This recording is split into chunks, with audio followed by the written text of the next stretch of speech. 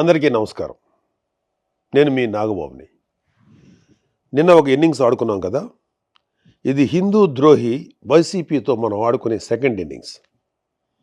మనం చిన్నప్పుడు మంత్రాలకు చింతకాయలు రాలుతాయి అనే కథలు వినేవాళ్ళం. కొందరు సిద్ధులు నీళ్లలోంచి నూనె తీశారని, దాంతో దీపాలు వెలిగించారనంటే ఒకప్పుడు నేను అస్సలు నమ్మేవాడే కాదు. కానీ మన జగన్ బాబా అనుకో పాలు వెన్న లేకుండా నెయ్యి తీశాక అవన్నీ నమ్మక తప్పట్లేదు.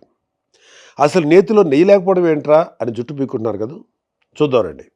ఒకళ్ళని చాలా మంచి హెల్దీ, హైజీనిక్ అండ్ ఆర్గానిక్ భోజనం వండి పెడతాను అని చెప్పి ఇంటికి పిలిచి అందుకు చాలా డబ్బు కూడా తీసుకొని మార్కెట్లో చీప్గా దొరికే నకిలీ బియ్యం, కెమికల్స్ నిండిపోయిన సరుకులు, ప్రమాదకరమైన ఎసెన్స్తో ఉన్న పచ్చళ్ళు లాంటివి వేసి భోజనం పెట్టి, ఏదో ఒకటి భోజనం అయితే పెట్టాను కదా, భోజనం పెట్టకుండా మోసం చేశానా అని దబాయిస్తే అలాంటి మీరు ఏమంటారు? నేనైతే వైఎస్ఆర్సీపీ నాయకుడు అంటాను. ఇంకా కరెక్ట్గా చెప్పాలి అంటే వైఎస్ఆర్సీపీ హయాంలో టీటీడీ చైర్మన్ అంటాను. ఎందుకంటే వైఎస్ఆర్సీపీ హయాంలో టీటీడీ చేసిన పని ఇదే. చుక్క పాలు కానీ బొట్టు వెన్న కానీ లేని ప్రమాదకరమైన కెమికల్స్తో ఫేక్ గీని 60 లక్షల కేజీలకు పైగా స్వామివారి డబ్బుతో కొని ప్రసాదం తయారు చేసి భక్తులకు పంచిపెట్టారు.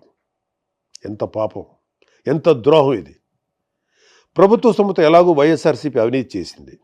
స్వామివారి టీటీడీని అయినా కొంచెం నీతిగా నడిపి ఉండొచ్చు కదా, ముఖ్యంగా ప్రసాదం లాంటి విషయాల్లో. ఇదేదో సాక్షి లాంటి పేపర్లోనో ఛానల్లోనో వచ్చిన న్యూస్ కాదు. సుప్రీంకోర్టు ఆర్డర్స్తో నియమించబడ్డ స్పెషల్ ఇన్వెస్టిగేషన్ టీం సిట్ 1.5 సంవత్సరం పాటు దేశం మొత్తం తిరిగి జల్లెడ పట్టి కనుక్కున్న విషయం. పాలు వెన్న ఏమాత్రం లేకుండా పూర్తిగా కెమికల్స్తో, రకరకాల ఆయిల్స్తో, చెత్త ఎసెన్స్లతో తయారైనటువంటి నెయ్యిని స్వామివారి ప్రసాదమైన తిరుమల లడ్డూకి వాడారు. దైవభక్తి, పాపభీతి ఏమాత్రం లేని వాళ్ళే ఇలాంటి దారుణాలు చేయగలరు. మన సనాతన హైందవ ధర్మం ప్రకారం అజ్ఞానం వలనో పరిస్థితుల వలనో తప్పు చేస్తే అందుకు క్షమించవచ్చు. ఈ విషయం శ్రీకృష్ణ భగవానుని భగవద్గీతలో, ఆది శంకరాచార్యుల అపరాధ క్షమాపణ స్తోత్రంలో కూడా ఉంటుంది. అలా కాకుండా తెలిసి తప్పు చేస్తే దాన్ని ఏమనాలి? అది కూడా దేవదేవుడిగా కోట్లాది మంది భావించే శ్రీ వెంకటేశ్వర స్వామి విషయంలో చేస్తే అందుకు పాపం అనే మాట కూడా చాలా చిన్నది. ఈ ఫేక్ నెయ్యిని కొనడం కోసం టీటీడీ చైర్మన్గా వైఎస్ జగన్మోహన్ రెడ్డి బాబాయ్ అయిన వైవి సుబ్బారెడ్డి ఉన్నప్పుడు 2020 ఫిబ్రవరిలో రూల్స్ని మార్చారు. ఆల్రెడీ ఉన్న కండిషన్స్ని సగానికి పైగా తగ్గించారు. అనర్హులైన ఈ ఫేక్ గీ సప్లయర్ బ్యాచ్ని అర్హుల్ని చేయడం కోసం తొక్కాల్సిన అడ్డదారులన్నీ తొక్కారు. ఇలాంటి వెధవ ఫేక్ సప్లయర్స్కి వీళ్ళు పెట్టిన పేరు వర్చువల్ డైరీ. ఇవి దొంగ డైరీలు. బినామీ పేర్లతో రకరకాల రాష్ట్రాల్లో ఆపరేట్ చేస్తూ ఉంటాయి. ఒక దగ్గర ఒక పేరుతో బ్యాన్ అయితే ఇంకో పేరుతో కొత్త అవతారం ఎత్తుతారు. అచ్చంగా జగన్ కంపెనీలో పెట్టుబడులు పెట్టిన దొంగ సూట్ కేస్ కంపెనీల్లాగా. ఇవి పాలు వెన్న ప్రొక్యూర్ చేస్తామని అబద్ధాలు చెప్పి కమిషన్లు ఇచ్చి కాంట్రాక్ట్ సంపాదించి కెమికల్స్తో చేసిన ఫేక్ గీని సప్లై చేస్తాయి. మరొకసారి గుర్తు చేస్తున్నా, ఇవేవి నేనో ఇంకెవరో పుట్టించిన మాటలు కాదు. సాక్షాత్తు సిట్ 36 మందిని నేరస్తులుగా చెప్తూ వేసిన ఛార్జ్ షీట్లో ఉన్న విషయం. నేను వైవి సుబ్బారెడ్డి పేరు ఏదో రాజకీయ అక్కస్తో తీయలేదు. అతని పిఏని సిట్ అధికారులు అరెస్ట్ చేసి విచారిస్తున్నారు. ఊరికినే కాదు, ఆధారాలతో. ఇవన్నీ ముందు చెప్తాను. ఇందాక ఈ తప్పుడు ఫేక్ గీ విషయంలో పాపం అనే మాట సరిపోదన్నాను కదా. సరైన మాట ఏంటంటే ఘాతుకం. గుర్రానికి తెలియకుండా తోక ఊపుతుందా? లేదు కదా. తోకే గుర్రాన్ని ఊపిందంటే చిన్న పిల్లోడు కూడా నవ్వుతాడు. అలానే 24/7 వైవి సుబ్బారెడ్డి దగ్గర ఉండే తన ప్రైవేట్ పిఏ అప్పన్న ఆయనకు తెలియకుండానే టీటీడీకి ఆ ఫేక్ గీ సప్లై చేసే వాళ్ళను దేశం మొత్తం తిరిగి కేజీ ఫేక్ గీకి 25 రూపాయల చొప్పున కోట్ల రూపాయలు వసూలు చేస్తుంటే వైవి సుబ్బారెడ్డి గారికి తెలియకుండానే ఉందంటే నువ్వు అబద్ధమైనా చెప్పు ఉండాలి, లేదా పిచ్చోడమైనా అయి ఉండాలి. మనందరికీ తెలిసి సుబ్బారెడ్డి మానసిక స్థితి 2020 నుంచి ఇప్పటి వరకు బాగానే ఉంది.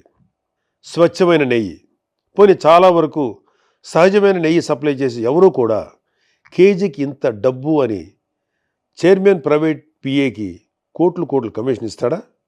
ఒక ప్రైవేట్ పిఏ అయిన అప్పన్నని జైల్లో పెట్టిన సిట్ 36 మందిని నేరస్తులుగా ఛార్జ్షీట్లో పెట్టిన సిట్, మొత్తం 250 కోట్ల రూపాయల స్కామ్ జరిగింది అని చెప్పిన సిట్ ఎందుకు అప్పటి చైర్మన్ వైవి సుబ్బారెడ్డి పేరును ఛార్జ్షీట్లో పెట్టలేదు, అసలు జైల్లో ఇంకా ఎందుకు పెట్టలేదు అని రోజు జనాలు అడుగుతున్నారు. ఒక ఎమ్మెల్సీగా నన్ను ప్రభుత్వ వేదికల్లో అడగమంటున్నారు. అడుగుతాను, మీ దగ్గర రివర్స్ టైం మిషన్ ఉందా? వైఎస్ఆర్సీపీ వాళ్ళ దగ్గర, ముఖ్యంగా టీటీడీ చైర్మన్గా చేసిన వాళ్ళ దగ్గర ఉంది. అది ఎలా? ఆశ్చర్యపోతున్నారా? సాధారణంగా కాలం గడిచే కొద్దీ వస్తువుల ధరలు పెరుగుతూ పోతాయి కదా, కానీ వైఎస్ఆర్సీపీ హయాంలో టీటీడీలో మాత్రం ధరలు తగ్గుతూ పోయాయి. మరీ ముఖ్యంగా నెయ్యి ధర 2020లో 600 రూపాయల నుంచి 423కి తగ్గింది. 2022లో 400 నుంచి 319కి తగ్గింది. మనందరం ఇళ్లలో నెయ్యి అంతో ఇంతో వాడేవాళ్ళమేగా. స్వచ్ఛమైన ఆవు నెయ్యి కేజీ ఎక్కడైనా 423కి లేదా 319కి దొరకటం మీరు ఎక్కడైనా చూసారా? ఎన్ని కేజీలు బల్క్గా కొన్నా కూడా సుమారు 700 రూపాయలు కేజీగా ఉండే నెయ్యి 423కి, 2 ఏళ్ల తర్వాత 319కి రాదు కదా. అంత తక్కువ ధరకు నెయ్యి దొరుకుతుందంటే అది నెయ్యే కాదు అని అర్థం. ఈ విషయమే సిట్ నిర్ధారించింది కూడా. అసలు అది నెయ్యే కానప్పుడు కల్తీ జరిగిందని ఎలా అంటారు అనే మేధావులు కూడా వైసీపీలో ఉన్నారులేండి. అది వేరే విషయం. ఒక సాధారణ భక్తుడు నన్ను అడగమన్నది ఏంటంటే, అసలు వీళ్ళను తక్కువ ధరకు కొనమని చెప్పింది ఎవరు? పూజలు చేసే అర్చకులా? కాదు. కానుకలు ఇచ్చే భక్తులా? కాదు. మరి ఇంకెవరి మేలు కోసం ఈ నెయ్యి ప్రొక్యూర్మెంట్ ధరలు ఇంతలా తగ్గిస్తూ పోయారు? వాళ్ళ జేబులు నిండడం కోసం, పనికిమాలిన ఫేక్ గీని కమిషన్లు తీసుకొని ఎక్కువ కొనడం కోసం చేసిన పని. అడుగడుగునా ఇలాంటి దారుణాలు నెయ్యి విషయంలో చేస్తూ పోయి ఇప్పుడు ఏం కాలేదు కదా అని తిరిగి దబాయిస్తున్నారు. ఉల్టా చౌర్ కొత్వాల్కో డాంటే అనే సామెత ఇలాంటి వాళ్ళని చూసే పుట్టింది. ఒకసారి జరిగితే పొరపాటు, రెండోసారి జరిగితే యాదృచ్ఛికం, మూడోసారి కూడా జరిగితే కావాలని చేస్తున్నారు అని అర్థం. అసలు వైఎస్ కుటుంబం అధికారంలోకి వచ్చినప్పుడే టీటీడీ ఎందుకు వివాదాల్లో ఉంటుంది? ఈ విషయం ఇప్పటి జెన్జీ తరానికి తెలియాలి. అంటే కొంచెం గతంలోకి వెళ్ళాలి. వైఎస్ రాజశేఖర రెడ్డి టైంలో చూస్తే 100 ఏళ్లలో ఎప్పుడూ లేని విధంగా టీటీడీ పరిధిలో ఎన్ని కొండలు వస్తాయి అనే వివాదం మొదలెట్టారు. అదేంటి, 7 కొండలు మనమే కదా, అసలు ఈ డిస్కషన్ ఏంటి అని హిందువులు కోప్పడితే అప్పుడు టీటీడీ పరిధిలోని 7 కొండలు ఉన్నట్లు వైఎస్ రాజశేఖర రెడ్డి జీవో ఇవ్వాల్సి వచ్చింది. నేను నాస్తికుణ్ణి, రేషనలిస్ట్ అంటేనే వైసీపీ వాళ్ళు ఇంత గోల చేస్తున్నారే. మరి వైఎస్ రాజశేఖర రెడ్డి ఒక నాస్తికుడు, ఒక రాడికల్ స్టూడెంట్ యూనియన్లో పనిచేసి బూతు సుప్రభాతాలు రాస్తూ హిందూ దేవుళ్ళని, ఆచారాలని అవమానిస్తూ వచ్చిన భూమన కరుణాకర్ రెడ్డి లాంటి వ్యక్తికి హిందువులందరూ వద్దు వద్దు అంటున్న టీటీడీ చైర్మన్గా ఎలా నియమించాడు? వైఎస్ జగన్మోహన్ రెడ్డి కూడా అధికారంలో ఉన్నప్పుడు అదే పని చేశాడు. అలాంటి ఒకసారి టీటీడీ చైర్మన్ చేస్తేనే హిందువులు బాధపడ్డారు. అలాంటి రెండోసారి కూడా చైర్మన్గా చేయడం ఎందుకు? హిందువులు బాధ పెట్టడం కోసమా? వైఎస్ రాజశేఖర రెడ్డి, జగన్మోహన్ రెడ్డి వంశపారంపర్యంగా క్రైస్తవులు. మనది లౌకిక దేశం. వాళ్ళ నమ్మకాలని గౌరవించాలి, తప్పకుండా గౌరవిస్తాం. వాళ్ళని అడిగేది ఏంటంటే, వాళ్ళ మత సంస్థలకి ఒక నాస్తికుణ్ణి, ఒక దైవదూషణ చేసేవాడిని చైర్మన్గా పెట్టి అలాంటి వాడి చేతికి మత సంస్థ డబ్బు, నిర్ణయాలు అప్పచెప్తారా? లేదు కదా. మరి టీటీడీ విషయంలోనే ఎందుకు అలా చేశారు? ఇలాంటి నిర్ణయాల వల్ల కదా ఇవాళ దారుణమైన కెమికల్స్తో, ఏవేవో ఆయిల్స్తో నిండిన ఫేక్ గీ టీటీడీ ప్రస్తావనలోకి వచ్చింది. గతం భవిష్యత్తుకు దిక్సూచి అవ్వాలి. ఎలాంటి వాళ్ళు వ్యవస్థలు నడిపించారనే విషయాలు ఇప్పటి తరానికి తెలియాలనే ఇవన్నీ చెప్తున్నాను తప్ప ఎవరిని నొప్పించడానికి కాదు. ఇప్పుడు వైఎస్ఆర్సీపీ వాళ్ళు చెప్పే అతిపెద్ద అబద్ధానికి వద్దాం. సిట్ తన ఛార్జ్షీట్లో ఆ ఫేక్ గీలో ఎలాంటి యానిమల్ ఫ్యాట్ లాంటి పదార్థాలు లేవు అని చెప్పేసింది అని వాళ్ళ నీలి మీడియాలో రాసుకుంటున్నారు, చెప్పుకుంటున్నారు. నిజంగా కొవ్వు లాంటి పదార్థాలు లేకపోతే సంతోషమే. కానీ ఇక్కడ మనం జాగ్రత్తగా నిజాలు తెలుసుకోవాలి, రాబట్టుకోవాలి. మరొకసారి ఇలాంటి తప్పు జరగకుండా చూసుకోవాలి. 2024లో ఎన్డీడీబీ సిఐఎల్ఎఫ్ నివేదికలో ఏముంది అంటే, నెయ్యి కల్తీ జరిగిన మాట వాస్తవం అని చెప్తూ అలా జరగడానికి 5 కారణాల్లో 4 కారణాలుగా beef tallow, pig fat, fish oil లాంటి పదార్థాలు ఉండటం అని స్పష్టంగా చెప్పింది. ఇప్పుడు వచ్చిన సిట్ ఛార్జ్షీట్లో ఎక్కడా కూడా ఎన్డీడీబీ సిఐఎల్ఎఫ్ నివేదిక తప్పు అని చెప్పలేదే. చెప్పుంటే మేము కూడా అమ్మాయి అనుకునేవాళ్ళం. సిట్ ప్రస్తుతం ఎన్డీఆర్ఐ ద్వారా చేయించింది లార్డ్ అంటే పందికొవ్వు టెస్ట్ మాత్రమే. అది కూడా 10% కంటే తక్కువ ఉంటే మేము చెప్పలేము అనిందే తప్ప ఇతిమిద్దంగా లేదు అని తేల్చలేదు. లేదు అని తేల్చుంటే మాకన్నా సంతోషపడేవాళ్ళు ఇంకెవరూ లేరు. ఇప్పుడు జరిగింది nuclear DNA based PCR test మాత్రమే. ఇంకా ఎంటీడిఎన్ఏ బేస్డ్ టెస్ట్ జరగాలి. ఎన్డీడీబీ రిపోర్ట్లో చెప్పిన అన్ని జంతు పదార్థాలకు జరగాలి. అప్పుడే ష్యూరిటీ, శాంక్టిటీ ఎస్టాబ్లిష్ అవుతాయి. పవన్ కళ్యాణ్ గారు కానీ, చంద్రబాబు నాయుడు గారు కానీ శ్రీ వెంకటేశ్వర స్వామి మీద అచంచల విశ్వాసం, భక్తి, గౌరవం కలిగిన వాళ్ళు. జగన్లాగా గౌరవం ఉందని చెప్పి డిక్లరేషన్ పైన సంతకం చేయని బాపుతు కాదు. వాళ్ళిద్దరూ మాట్లాడింది ఎన్డీడీబీ సిఐఎల్ఎఫ్ రిపోర్ట్ ఆధారంగానే. అది ఒక జాతీయ స్థాయి సంస్థ అయిన ఆ రిపోర్ట్ని వాళ్ళు ప్రజలకు చెప్పారు. అంతే తప్ప ఎప్పుడో 2029లో వచ్చే ఎన్నికల కోసం 2024 సెప్టెంబర్లో ఆరోపణలు చేస్తారా? ఏమైనా అర్థం ఉందా?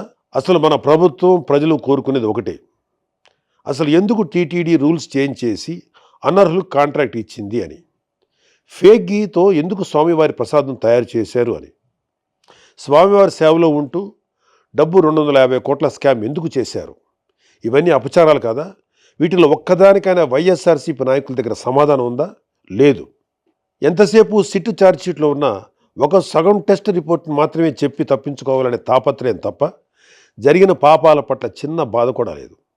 అది ఇంకా దారుణం. సిట్టు మరింత వేగంగా, ఎఫెక్టివ్గా విచారణ, అన్ని రకాల టెస్టులు చేసి ఈ ఫేక్ గీ విషయంలో పాత్రధారులతో పాటు సూత్రధారులను కూడా అరెస్ట్ చేయడంతో పాటు శిక్షలు కూడా పడేలా చేయాలని ఎమ్మెల్సీగా కంటే ఒకటి సగటు భారతీయుడిగా కోరుకుంటున్నాను. నేను చివరిగా ఒకే ఒక మాట చెప్తాను. దేవదేవుడైన వెంకటేశ్వర స్వామి జోలికి వచ్చి ఆ దేవుడి సొమ్ము తిన్న వాళ్ళు ఎవరూ కూడా బాగుపడినట్లు చరిత్రలో లేదు. స్వామివారికి ద్రోహం చేసిన వైసీపీనే కాదు, మేము హిందువులమని చెప్పుకుంటూ ఆ పార్టీని వెనకేసుకొచ్చే ప్రతి ఒక్కడు తల్లి పాలు దాగి రొమ్ము గుద్దే హిందూ ద్రోహులే. ఈ మాట నేను నా ధర్మాన్ని గౌరవిస్తూ ఇతర ధర్మాలను ఏనాడు కించపరిచిన ఒక హిందువుగా, ఒక భారతీయుడిగా చెప్తున్నాను. జై హింద్. షేర్ చేయండి, లైక్ చేయండి, సబ్స్క్రైబ్ చేయండి. మరిన్ని వీడియోల కోసం బెల్ సింబల్ పై క్లిక్ చేయండి.